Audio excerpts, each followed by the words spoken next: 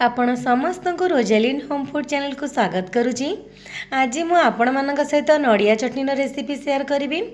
रुटी पूरी परोटा हो बा भात हो साइड खाइबे नड़िया चटनी खाइबा को बहुत भल लगी थाए। ता सहित चकुली पिठा हो इडली हो से भी खाइबा को बहुत बढ़िया लगी थाए। जा चलतु आम एक नड़िया चटनी पाई कौन सब सामग्री दरकार देखि नेबा।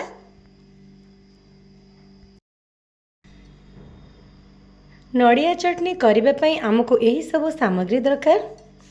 एटी फाड़े नड़िया को काटिकी मु नहीं छोट छोट करके बादाम को भाजिकी चोपा छड़े देइछि।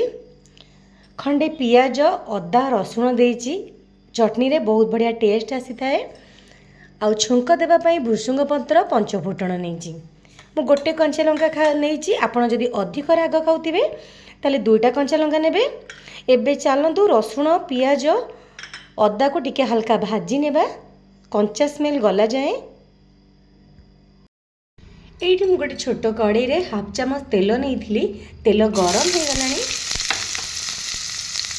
कंचा स्मेल गला जाए यहाँ को हल्का भाजी नेबी।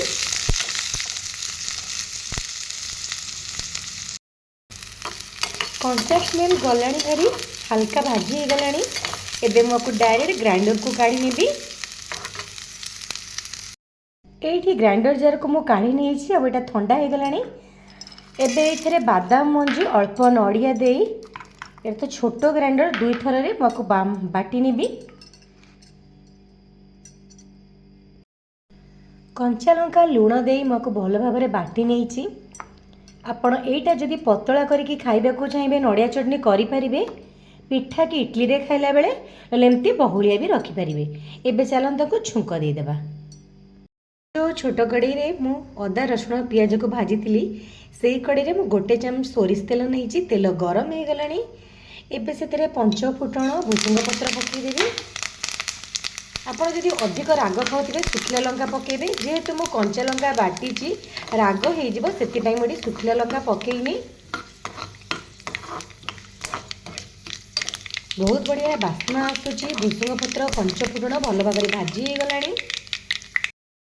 छुंक दे देइछि एबे आकु मिसई देबा। जदि आज रेसिपीटी आपण मानकु भल लगे मो वीडियो को लाइक शेयर करेंगे चैनल को सब्सक्राइब करेंगे।